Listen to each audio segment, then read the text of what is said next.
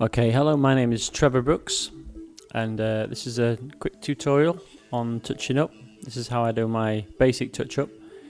We start within the main image, and then we make a duplicate of that layer. Then we start with the clone tool, which is basically just reduce the size of your brush, the amount of area that you actually deleting. This is basically just getting rid of the spots.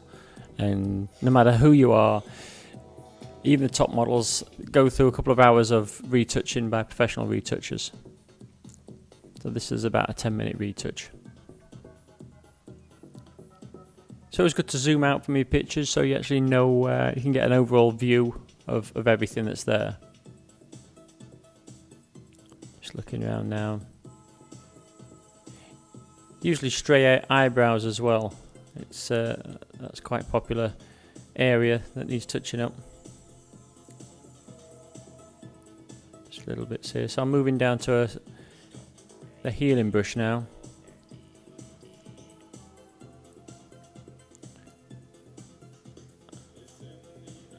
And professional retouchers can spend just doing every single pore, you know, but it's not necessary on this particular one.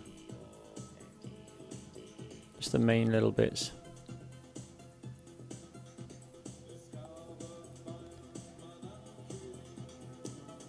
Again, this is just general crease lines that people have.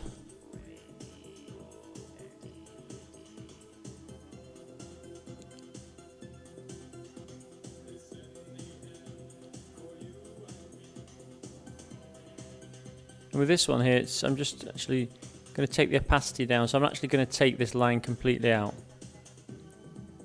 Just going to leave a little trace of it there. Get rid of these few little bits here as well. There's also a darkened area around the corner of the mouth there. That's looking okay.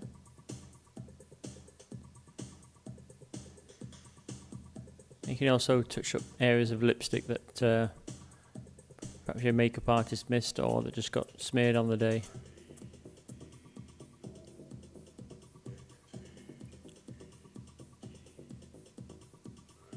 Yeah, that'll do.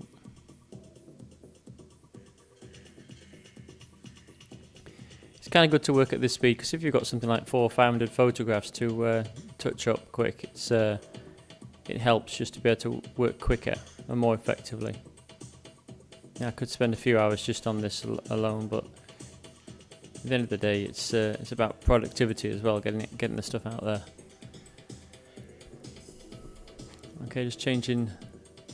This is using the clone tool. I'm going to use a soft brush, and I'm just changing my opacity and just getting rid of them. This is a technique I like to use. Not a lot of people use different techniques, but this is one I've kind of.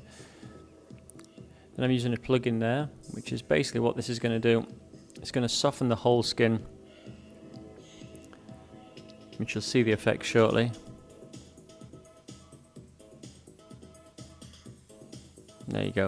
Now obviously that's too much, so you can tone this down, but if you notice I'm on a different layer there, I need to go up one layer. And that's where the effect has actually been applied. So I'm just toning it down just enough so I can see the pores of the skin coming through. And now it's about whitening her eyes as well now. So I'm just deleting some of the area that was softened up because I don't want her eyes to be softened and I don't want her lips to be softened. So I'm creating a mask now. I'm putting it onto screen, and what this basically does is that I'm going to actually paint in the whites of her eyes. It doesn't matter if you go over because you can just delete that later. Just a highlight there.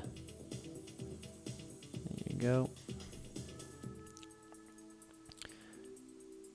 So, and then you just change your brush, the color to black.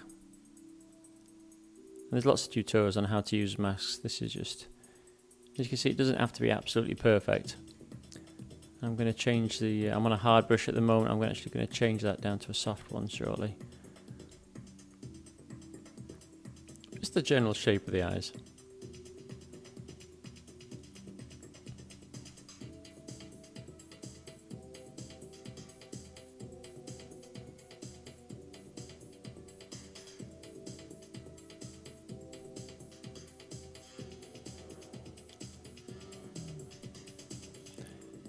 You have the intensity quite high so you can see what you're doing, but we're going to actually tone that down. See, that's way too much at the moment.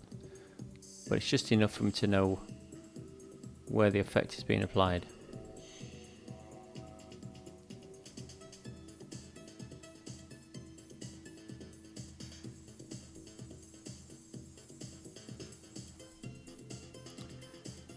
No doubt in a few years to come this will all be done automated. You'll have some software program that'll just detect face recognition and whatever.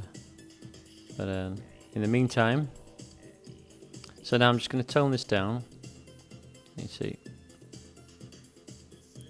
a mistake a lot of people make when they're whitening eyes is that they have it too bright, so it doesn't look realistic enough.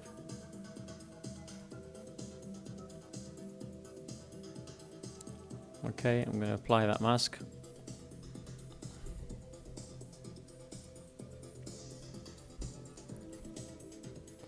I mean, you can stack layers one on top of each other, but it's pretty easy, pretty quickly to do, so I just kind of go as I do. Now what I'm going to do now is I'm going to bring up the actually intensity of the eyes, the contrast. So I'm putting a mask on, I'm changing it to overlay mode.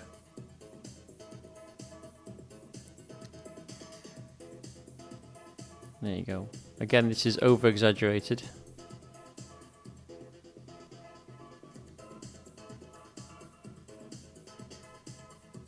Gonna bring that down a little bit.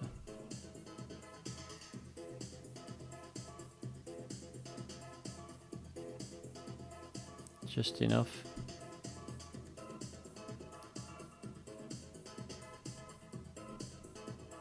Then apply that mask.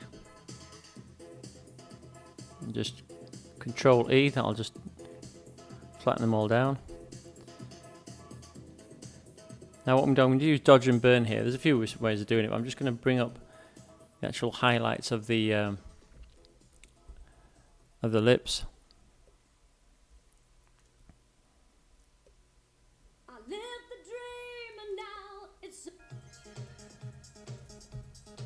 Okay, this is one of the problems that people have. It's extra shine on the skin, so I'm going to use the patch tool here just to take that down a little bit. There. I hope you like craft work wherever you're watching this, because that's what I've got in the background. Okay, just having a quick closer look now. Again, dodge and burn. I'm just going to make sure that the intensity is quite down on the actual tool, and I'm just going to darken up the areas. There you go.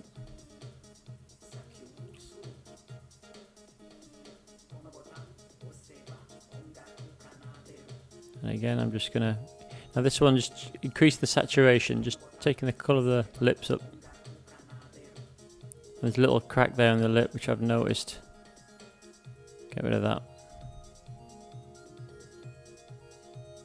Okay, she's looking good.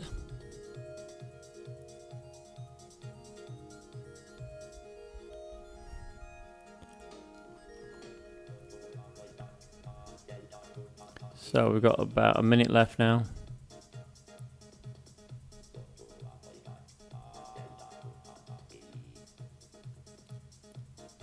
Just can change the levels at the moment, just to bring a little bit more contrast overall to the image.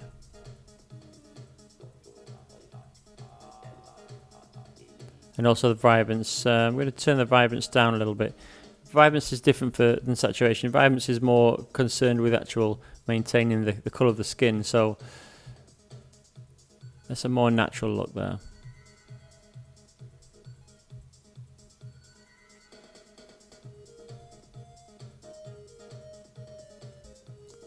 Okay, I'm just going to make a few differences to the hair there. A little bit highlight here, just a bit of contrast. With dodge and burn you can do some nice things with this. You can spend a lot of time. But just add a little bit of interest there to the tonal texture of the hair.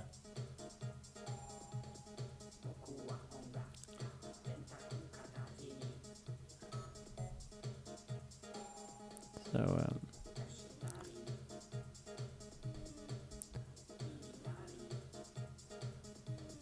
there we go. And this girl's not a professional model, you know. She's a volunteer, and from a photo shoot we've just done, and I think she's looking really good. So, hope you enjoyed that. Thank you very much.